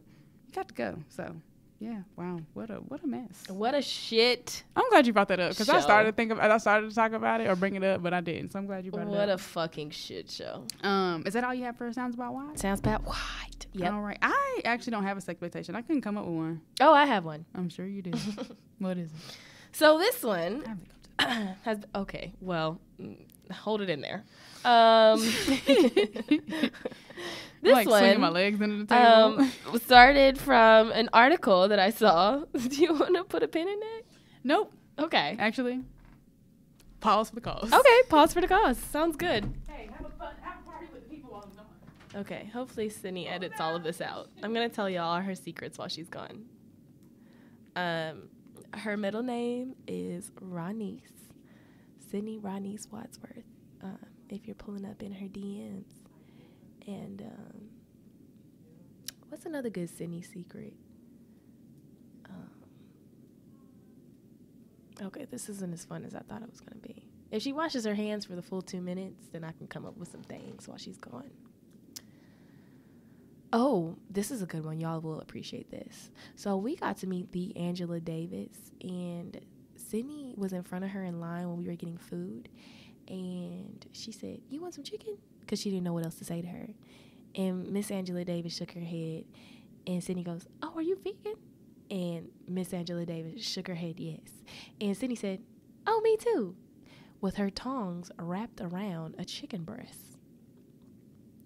So if you're ever feeling low in life, just keep in mind that Sydney Ronise Wadsworth offered chicken to the Angela Davis and also said that she was plant-based with chicken on her plate and in her tongs. And that's it for Sydney's secrets. So just remember, on the Living Room podcast, if you have to pee mid-show, then you are doing yourself a disservice because I will spill all your beans. Thanks for having me. This has been Aisha Damali with Sydney's Secrets.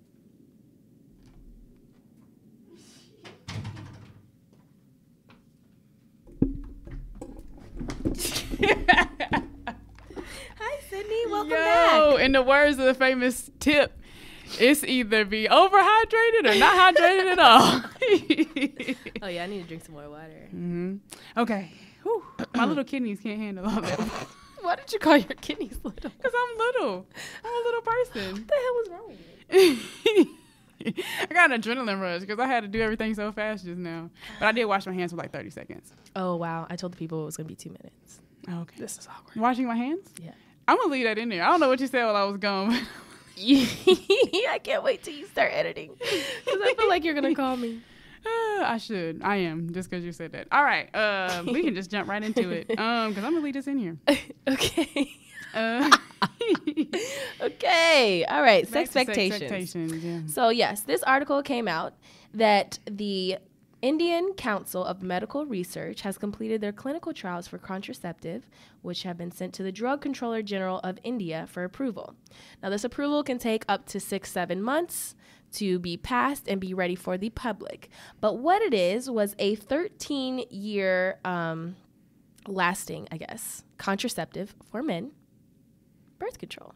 So this will be an injection, and it's supposed to be a replacement for a surgical vasectomy. So it loses its potency after 13 years, to which I say, I would like a birth control that lasts 13 years, please, because I don't want to see children ever in my life. But yeah, so vasectomies can be dangerous, obviously, and can be irreversible. So sometimes you can irreverse it and it can work, and sometimes it cannot. So this is an intravenous injection in your groin that will stop it's basically just like women's birth control. It'll stop their vas deferens from releasing sperm. Okay. So, yeah, it has been reported that it is about 97.3% effective and can be out as early as 2020, available for the public. Now, that's for India. I don't know if it becomes available to the public in India, if it's automatically for the U.S. or what have you. So my sexpectations question is, should men have to get birth control? Well, my first thought about that is that I don't think it should always be on women to do these horrible things. Like, I remember growing up and being this could possibly make T.I. feel a lot better. Yeah. I remember growing up and being like, why should I have to do that? Because for number one, I grew up thinking that birth control made you lose your period, which apparently that's some birth controls. Like, you won't have a period. Yeah, it's like everybody responds differently because, human body is not a robot. Right. So let's say I have a period, right? Mm-hmm. I have a period. Mm-hmm. To me, it is unnatural that if God gave me a period, mm-hmm. which is a quote unquote normal thing for women to have, mm-hmm. That I take something that I no longer have one. Like, I just feel like something ain't right. Like, my body ain't cleaning like it should. Like, mm-hmm. I I just feel like it's almost like a detox. Like, mm-hmm. every month your body just goes, blood out now. So mm-hmm. I wouldn't want to do anything to stop that. So, yeah, like, I think that it should be across the board. Like, hey, maybe if you're in a relationship and it's a man and a woman, mm-hmm. and I don't think it should just have to be the woman that has to take birth control. Number one, if you take the pill, you got to remember every day. I take it at the same time. You got that thing that you put in your arm. I want no parts of that. Mm-hmm. You got the IUD. I want no parts of that. Mm-hmm. I've never been here for birth control. I think it's unnatural. Mm-hmm. I just don't like man-made things. Now, mm-hmm. if there was an herb, there are herbs you can take, apparently. mm-hmm. There's like spermicides you can make out of natural things. Mm-hmm. And I am always here for that. If it comes from like a plant, I'd be like, oh yeah, sure. Like, if they were like, we're going to put this arugula up there, and that's going to stop any sperm from getting up there, I'd be like, oh, cool. That sounds wonderful. They start talking about pills and man-made shit. I'd be like, all of it's poison. So I am here for this to the extent that you don't think that that's poison in your body. Mm-hmm. And if you're not on that train, then by all means, because that sounds amazing. I don't got to do nothing. And on top of that, even when it comes to like vasectomy and tube tying, vasectomies are so much safer mm-hmm. than tube tying. Mm-hmm. So normally maybe because we live in patriarchal societies, they normally make stuff for men. It seems to be cheaper and less toxifying. Yeah. So the y'all birth control probably is organic. It'll probably be free, like it is and it was Viagra. made in India, and it's in India where they probably have things banned that we don't have banned here. There's like all this shit in our food that's banned in other countries and mm-hmm. shit. So I think it's dope. It don't sound natural to me. I guess we should just be doing the pull-out method mm-hmm. or abstinence or mm-hmm. whatever you people do these days, you young kids. Because I'm not really here for it because it don't sound right. Okay. 13 years. And then, you know what scares me all the time about medicine is I'll be like, mm-hmm. who tested that shit? Who was like, yeah, I'll be your test subject? Absolutely the fuck not. Ain't enough money in the world for you to say, Sid, we want to test this birth control on you. You might lose all your eggs. Your mm-hmm. uterus might get a disease or cancer. I don't know how that works. I don't want any of that. So no. If it ain't organic fruit that I can eat that's going to stop me from getting pregnant, I ain't I ain't taking it. So I think it would be cool to an extent, but also I don't trust men no further than I can throw their asses. So but if it's a man one shot though, right? Yeah. Oh yeah, you can go BTI and go in the room with them. Oh yeah, I could go BTI. I could sit in the exam room. Yep. Yeah, I guess. But for one, I don't trust men. So if I met a man who's like, "Oh, I had a shot," I'd be like, "I don't believe you. I'm gonna need to see the scar. I'm gonna need to see all of the paper trail. I need to see what your insurance covered. I need to see a lot of things before I believe that you got this quote unquote shot." Right. But I do think it's interesting because so many men, like under the comments, because I think like the Shade Room and Hollywood Unlocked, I think all those places posted like a piece of the article. And, you know, just seeing the different opinions of, man, that's not a man's job and blah, blah, blah. I'm like, of course it's not. Literally, a man can have, if he has sex every single day of the year, he has the potential to have 365 babies a year. Women have the potential to have one. So, you know, it's just like men are it's obviously much more dangerous for men to be able to for them to not have quote unquote birth control than it is for women, which is why I never understand policing women's bodies, because like there's only so much our little bodies can do. Okay. Right. We mostly only carry 1 to 2 or 3 at a time, you know, and it's one a year that we can have. I mean, that's only that one pregnancy a year that we can have. I mean, it takes a whole 9 months to bake you. Okay.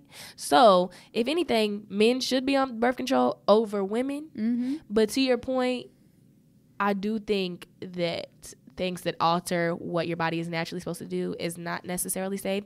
And I was also thinking, there are studies, and I don't necessarily know if there's one that's been like supported enough to believe, but it's like if men, like if they just practice retention, they never ejaculate or whatever, they're supposedly up to 35% more likely to be diagnosed with prostate cancer. Oh, wow. So I don't know how healthy it is for your body not to allow sperm to pass.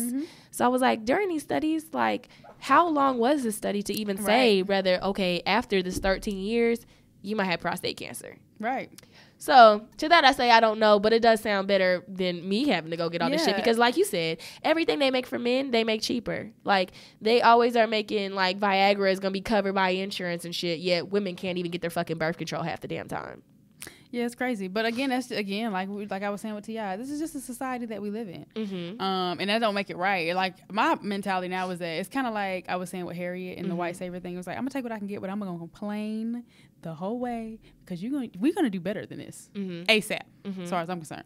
So let's say this to say that if there were absolutely no bad things to happen and I were in a relationship, oh, you definitely doing that because, well, see, I was about to say because I'm not risking my body, but then there would be no risk. But still, no. I want no parts. And then this is the thing. So obviously, the birth control is going to help, you know, with birth. But I don't know, because I just think of like all the other reasons, and I'm like, it's kind of like I came in this world. I'm gonna go like by myself. I'm gonna go out by myself. So as far as protecting myself, I'm gonna do everything I can. So as far as birth control or contraceptives or you know, any type of protection as far as condoms and those things like that. I know people are like, oh, men should be in charge of that. I'd be like, yeah, don't trust your ass. Yeah, I think everybody I'll just trust me. Should be in charge of it. But yeah, as far as I'm concerned, I don't believe in birth control. Okay. When I say that, because up to this point it's only been for women. It's frightening. Yeah, I don't want no part. Like it's just a lot of things I'd be like, no, I'm good. I don't want no parts. If people be like, what do you mean you don't believe in birth control? Like I know it exists, meaning I'm not putting it in my body. Just like I'm not putting, like at this point, like let's say I had been vegan all this time. This is literally how I felt when I first started eating meat. I was like, you can do whatever the fuck you want. I don't want no parts. Just let me mind my body. You can do that, and because it's at the end of the day, I was watching someone do a lock video today, and they were talking about how everybody's hair is different. Like, meaning you can't do that single strand twist bullshit on everybody's hair. It's not gonna work. It's gonna not form good, healthy hair or whatever. It's the same thing with eating meat. Some people can get away with it. Some people can get away with so much, as far as the last book or documentary I read, and some people can't. You're gonna get sick, and you're gonna be sad, and that kind of thing. I think it's the same thing with birth control. Some people gonna be able to take that shit, and they're gonna be fine. But some people, it's probably not gonna be good. Yeah, it's gonna ricochet right off their balls. As far as I'm concerned, I remember growing up thinking, if I take birth control, that means when I stop taking it and I get my period back, it's gonna come back with a vengeance. It's gonna come back like Rosalie in Twilight after they killed her and she got bit by that. Have you never seen Twilight, have you? I did see one of those movies, but you never saw the other. Okay, I don't know. You know, if y'all have seen Twilight, y'all have seen the clips, the part where she's talking about how they raped her and left her for dead, and then she was like, "Yeah, and then I came for them all one by one." She bust through that door in that wedding dress, ready to kill that last man. That's how my period, I feel like it would come back if I took birth control and then I stopped. It's gonna bust through the door and be like, "I'm here, bitches, pain." So I'm like, "No, I'm good." Periods are no fun. I will say that right now. So I want no parts of making mine any worse than it already is, and I am pretty lucky. I'm very blessed to have like a one bad day type of thing, and then the rest of the time I'm pretty good. What if I take birth control and all 7 of my days are terrible? Nope, not worth the risk. Not doing it. And if you never had a period, you can't tell me whether it's worth the risk or not. Yeah. And if you don't have my period, you can't tell me it's worth the risk or not. Imagine running around euphoric as hell, but yet your insides are screaming bloody murder all at once. You're smiling on the outside because you're actually really happy, but then on the inside, you're really sad. Imagine that for 7 days. Yeah. So if y'all don't know what that's like. So to that we say, as far as male birth control, more back shots, less groin shots.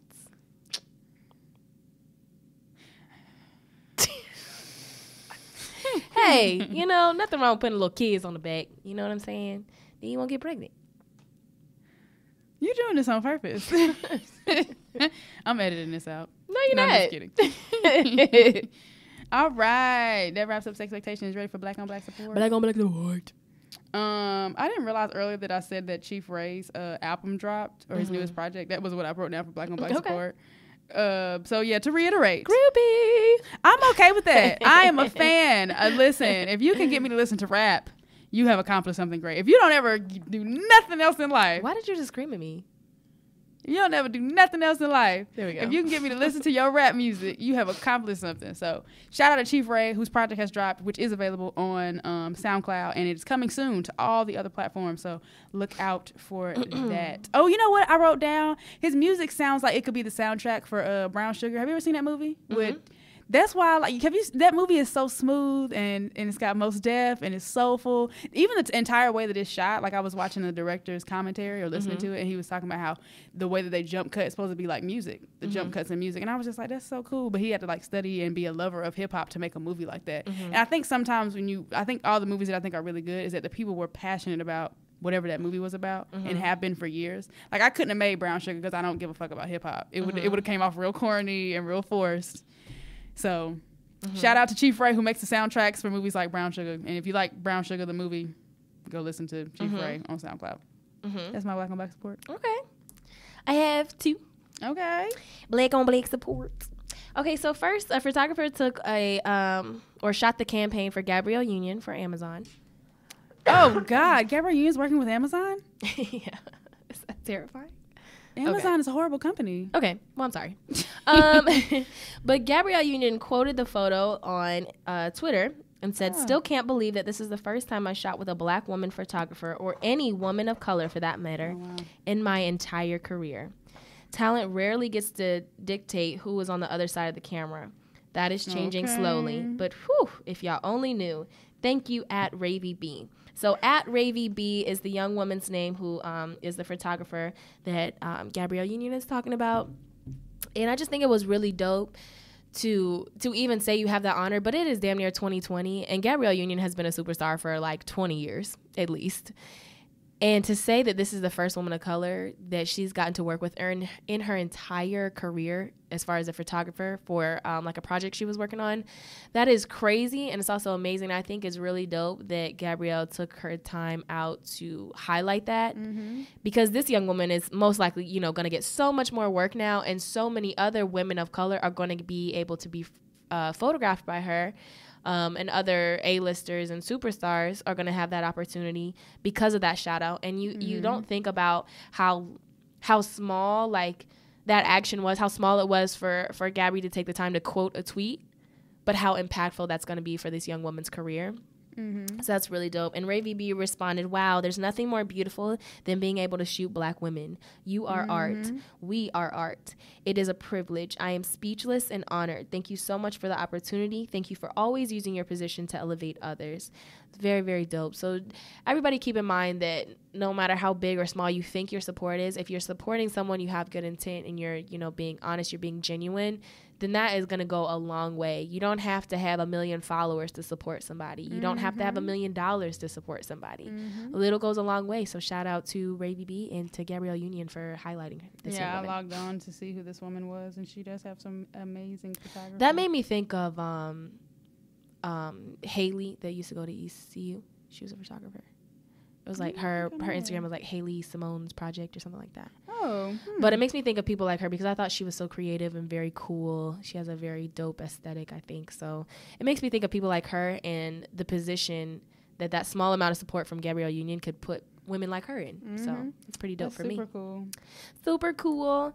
And then my next Black on Black support goes to Big Shep for landing a job at Oakley in Los Angeles. Congrats. I was trying to figure out if I knew that ad name or not. Big Shep. Yeah, Shep for King out here landing jobs with Oakley in LA and actually being torn every which way from all kinds of jobs, from Amazon to the medical fields, Oakley, et cetera, et cetera. So I'm very proud of you. I think you're like the smartest man in the world, even though you're so aggravating and you think you're always right. You are a lot of times right, but don't take the soundbite.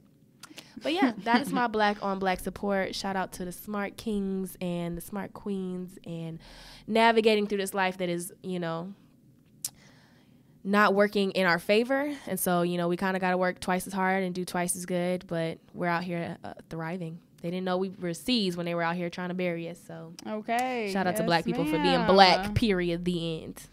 Yes, ma'am. All right. And ready for a mental health check-in?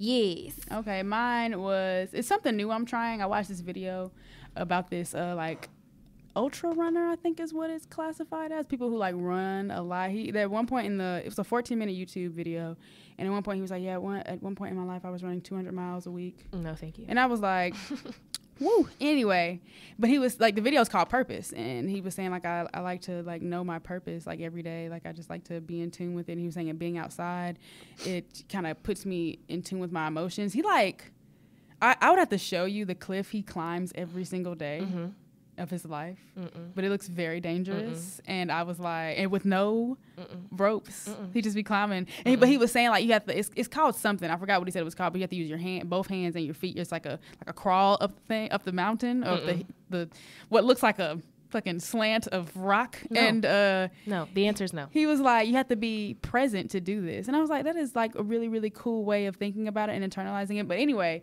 if y'all want to check it out, his name is Anton Kapichka. You are really good at pronouncing the things. Anton Capicka. And it's Purpose, 14-minute YouTube video. And it's really, really cool. It's actually really beautifully shot. But anyway, something I've been doing, because I saw the video maybe 2 days ago or 3 days ago, is writing down my purpose for the day.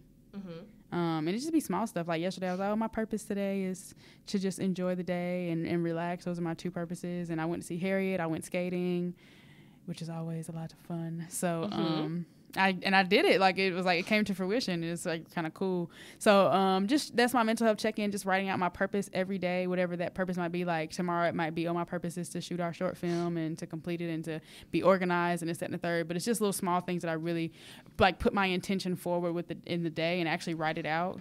It's a very mindful moment. So just giving that a try. So if anybody else wants to try it and see if it makes things better for them, you know, go for the things. Go for the things. That's I like that. Thank you. Do it again. I won't be doing any of that, but No, not scaling mountains. 200 miles a day, scaling mountains. I'm about to show it to you. It was like, I was like, you know how I don't know, I get heights scare me.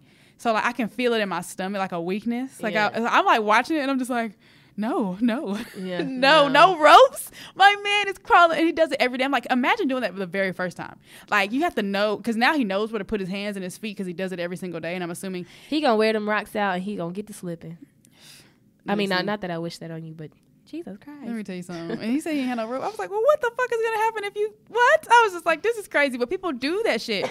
But it also made me want to go like indoor rock climbing in Charlotte because I haven't been yet. And there's some really like close ones to me. There's also a vegan donut place really close to me, and it is bomb as fuck. Where? It's over there by Jenny's Ice Cream. Have you been to Jenny's Ice Cream on Camden Road downtown? No, what are you talking about? You're not talking about Pepper Box or some shit like that? That's the name of it? Something like that. It's delicious. Oh wow, my gosh. so you know some vegan things and you didn't tell me? I just found out. I went to You are rude. I went to Veg Fest Junior and I had this You went to Veg Fest? You didn't even tell me this. Yes, I did. No, you did not. I said, do you want to go to Veg Fest? And you were like, I have something to do. You had to go pick your sister up or work or something. I literally asked you. You know you have a short attention span. So. Doesn't matter, you're being hateful. My mental health is kind of actually more for your physical health. Okay. And this back. I'm sorry. Could you hear that? Yes. In the microphone? Said it in the microphone. But I thought you couldn't hear out of those headphones. No, I can hear it. Oh, okay. I was just saying I can also hear without them. That's why I said that. Everybody knows that I had to go to the bathroom now, and that I'm sitting weird in this chair, so it's making my back feel strange. Continue. What's going on in this show right now? I don't know. Where are we? All right. So my mental health check-in is actually some sex trafficking tips to stay safe out here in these streets. Hell yeah. You know, so crazy enough, everybody's acting like sex trafficking is just this new crazy thing. These rates are continuing to climb, et cetera, et cetera. I believe that it has been this way for years and years and years. I did my exit project for high school on sex trafficking locally, domestic sex trafficking, because when I was in school, all you heard about was it being in other countries. So I did my high school project on it being a domestic issue. You was out here thinking the things. Knowing the things. But yeah, but because now kind of just like police brutality, we have people who have their doorbells with the cameras in it and everything, capturing everything. We have surveillance videos, capturing all kinds of stuff. So I think that's why people are more aware now, which is a good thing, so we can keep ourselves safe. But I just wanted to pass around some tips on this thread I found on Instagram, or that was sent to me, I'm sure, by a queen who cares about my safety. So shout out to the queens that send me cool videos, inspirational videos, tips, and all those things randomly. Shout out to, does Mel do that? Mel does that. Shout out to Mel. That's my Black on Black support. Hey, Mel. Hey, girl. We appreciate you. You're lit. Who's also plant-based now. No, yeah, but she been though for a minute, because I had said something. I think I don't know how long, but I just seen her start posting about it maybe a couple months. Oh, okay, yeah, because I had posted that I made that tuna, and she was like, "Oh yeah, I'm plant-based." If you, and I was like, "Oh, yes." Her man out here doing the plant-based things. That's shout out to you. Yeah, shout out to you. But yeah, sex trafficking tips. Sorry that we got off on the tangent on Mel. What's going on this show? So one of the tips is that your elbow is the strongest point of your body. So if you can use that on someone, then do it. Do it today. If a robber asks for your wallet or is trying to rob you or something, throw it away from you so that they will chase that and you have an opportunity to get away from them. If you're in the trunk of the car, make sure you're kicking out the back of taillights and sticking your arm through the hole to start waving so that people know that you are in the trunk and they can call the police for you. Also, in a lot of trunks, they have like a button that you can pull that you can open up the trunk. But I would wait till the motherfuckers get to going, because I don't want them to be stopped and, see me open up that trunk and try to come kill me. So, yeah. Also, when you get to your car, so this is something that I had to learn the hard way, kind of. When you get into your car, if you come out the mall, the grocery store, wherever, especially if it's nighttime, but anytime in general, because obviously these people can grab you in the daytime, don't get in your car, sit down and get to scrolling on your phone or looking up your GPS or whatever. When you get in your car, crank that bitch, or the first thing you do is lock the doors back, crank that bitch, drive somewhere where, people can't just walk up to your car. Like, don't sit in a parking lot looking on your phone. Get to driving, and then, when you get to a stop sign or something, then I guess look it up. But make sure your doors are locked at all times. What's the next one? Oh, if someone is in the car with you with a gun to your head, do not drive off. Drive into very quickly into the nearest thing that you can, because God willing, the airbag will save you and the person in the bag will get fucked up. Yep. Always be aware of your surroundings. Look around you if you're getting into a car, especially in a parking deck. Don't park beside vans, because apparently people are just popping up that little van door, snatching you up, injecting you so that you are unconscious, and just pulling your ass into that van and getting the book in it. So be aware of the cars that park next to you. When you're approaching your car, make sure you are not listening to music. Make sure you're not looking down at your phone. Make sure that you're aware of your surroundings. as you approach your car, make sure you're looking underneath your car. Look underneath the cars, like around you too. Like it doesn't take like bending down to the floor, but you know, as you're walking up, be aware if anybody's hiding under a car, behind a car, you know, looking for people's feet near cars. And don't park beside creepy vans, because why would you do that anyway? Also, when you get in your car and you lock your doors, make sure you are looking around your seats and things, making sure people are not in there. If you have to run from someone who is pointing a gun at you, make sure you run in a zigzag. You know, most of the times when people are just shooting, they're not going to be a professional sniper, you know, God willing. So hopefully, you know, they won't hit you. And even if they do, it won't be a fatal hit, is what the tip was. And always use the elevator instead of the stairs, for one, because elevators usually have cameras. Also, stairwells are places where don't have cameras, they're not well lit usually, and people can just snatch you up and run out a given exit. So, I think one of the last ones was if somebody is asking for help, like, and looks like helpless, like outside of your door, on the street or something, call and get them help. Don't try to do it yourself, because a lot of that is a ploy. Even if it's young women, even if it's children, a lot of times people are using those as ploys to get people out of their cars and get them in an unsafe environment. So just always being aware of your surroundings, you know, not opening doors for strangers, that kind of thing. Like, they seem kind of like no-brainer, but you'd be surprised like how many people get snatched up that way. And a lot of these tips come from people who have been like abducted and somehow got to freedom and wanted to release these tips to help other people out. So my mental health check-in is just be aware of yourself, take care of yourself mentally, but also physically. Be aware of your surroundings at all times and keep yourself safe. We don't want to have to post missing posters and all that kind of stuff for you. Absolutely. Yes, ma'am. All right. Affirmations to close us out. Mine is just do what makes you happy. Okay. I think I've said that before, but, you know, take the time, find the time. Yesterday I went skating, and everybody knows that is my shit. That's your shit? So I went skating, and it was like, so I went by myself, and everybody's always very surprised when I do any random thing by myself. That girl will be by herself. Listen, I'd be like, you want to go? It's how you feel about food. When you're like, I don't care if you eat, or if you don't go, I'm going to eat regardless. That's how I feel about life. One thing about me, I'm going to eat. Yeah, that's how I feel about life. I'd be like, I'm going to live. So y'all can either come or you can stay home. Either way, I'm going.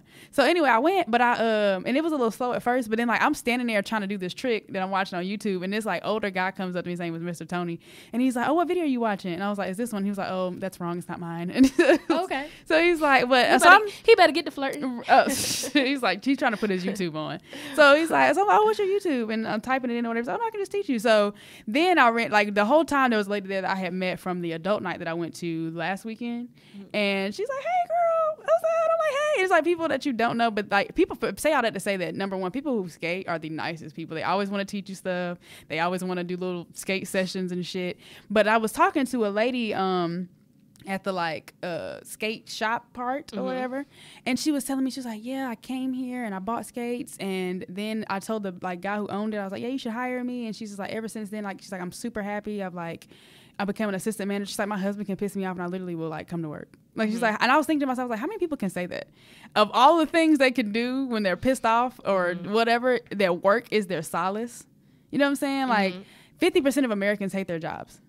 And like people will look down on her because she works at a skate place and look up at someone who's like a doctor or a lawyer or whatever. But it's like, what we should be doing is looking up at people who love what they do, period. Okay. And Salim Akil, who I only know, I know he's like, well, actually, I don't know what his title is, but he works in the film industry. He's married to, he was at least married to Mara Brock Akil, who did like Girlfriends, The Game, all that stuff. I watched him do an interview, and he said that God didn't put us down here to suffer. And he was saying like, I knew I wanted to do like film and all that kind of thing, but people will kind of deter you like, oh, it's hard, or you should be a doctor or a lawyer or whatever those prestigious quote unquote careers are.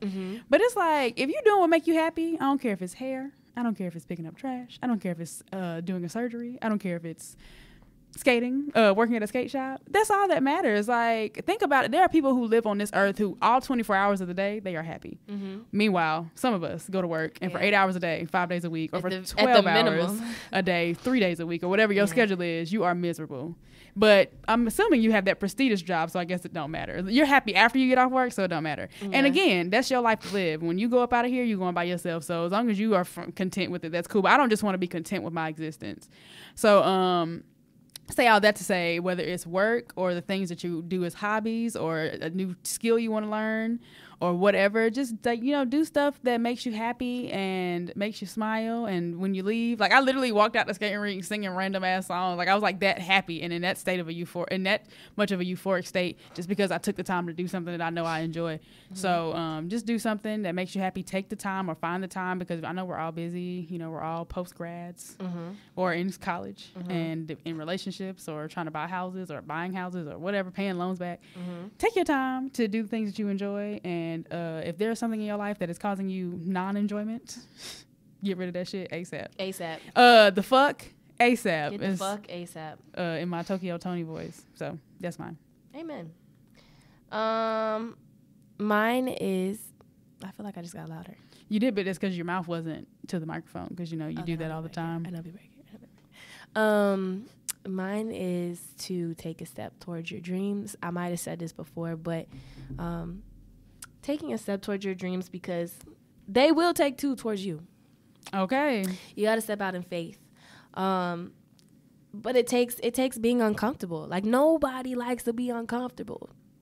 But it's like, it's kind of like a crab. If they want to grow, they got to come up out the safety of their shell to crawl to find a new one, even though that makes them the most vulnerable. That's when, you know, they're most susceptible to being attacked and getting attacked by a predator or whatever. You have to be uncomfortable to get to a new place that's better for you. It's bigger, it's better than what you had before, but it's like you got to get uncomfortable first. So take a step towards your dreams, and it'll take two towards you.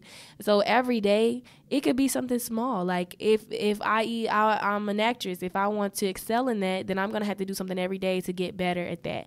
Whether that's listening to interviews of actors talking about their experiences or their methods or coaches that they've worked with, or etc. If it's, you know, me just studying a monologue every day, whatever it is, it doesn't have to be something monumental. It doesn't mean you were on the Oprah show today. It just means that you take a step towards your dreams, no matter what they are, big or small. Take a step towards them. They'll take two towards you. Absolutely. So get comfortable being uncomfortable so that you can get comfortable again. And you got to take a step of faith no matter what it is. Everything starts as an idea. Yeah. And you might as well do something you enjoy, because nothing is guaranteed. I read some book that was like, people really will keep a job because they think it's guaranteed, and they could fire you tomorrow. Like, so why do you really think that you have any security, quote unquote, in this world? Because you really don't. At any moment you can get into a car accident or die or, damn, you know, like, not to get sad, but I mean, that's, to me, thinking about the fact that I'm going to die at some point makes me live life, if that makes sense. Yeah. I think people, like I say, I talk about death, quote unquote, a lot to hear my friends tell it, but I just feel like that just keeps things in perspective for me. Like, girl, you might as well follow your dreams. You might as well go skate today, because you could die. So better go have some fun while you got a chance. That's a fate. And do that, and do life hard. You know what I'm saying? Until it's a wrap, because at the end of the day, we all gonna die. So sorry. Back to your affirmation. I didn't mean to impede on your affirmation. Yes, y'all. Please take a step towards your dream. And thank y'all for being with us here in the living room again. We hope you got comfy on the couch. Please rate and subscribe and talk to your friends about it and post about it. Please continue to do that. We've been here for a while now, but that don't mean we still don't need y'all to post and rate and chat and all the things. Oh yeah, we want more and more and more and more and more listeners. Yes, and thank y'all again for supporting us and for being here with us for an hour and some change. Well, this is like one of our shorter podcasts. I think so. So you weren't here for 2 hours today, which, you know, we hope you enjoy the whole 2 or the whole hour and a half. Anyway, Aisha's going to tell you where you can go now. So this is Sid the Great, one of your co-hosts, signing off while Aisha tells you where you can go. Amen. And this has been Aisha Damali, and I am sickly. Y'all been hearing me cough and sounding like a water bug all podcast. So y'all ain't got to go home, but please go somewhere, wash your hands, and get the hell out the living room. Peace. What I'm really trying to do right now. See, I've been on my lay low and sit your ass down. Don't you touch a damn thing in the store, boy. A lot of niggas play hard and look like clowns. I'm the one that's really running up the score, boy. Billionaire vision, sold out arenas. Riding in the Chevy with the gold Alpinas. Big Chief Ray, soul food soldier. Don't be looking crazy when I holla out. I told you, motherfucker, listen. Y'all the prophets, y'all niggas God sent. Y'all the reason that y'all here right now. A lot of talking, but it's little solving. We got everything we need deep down.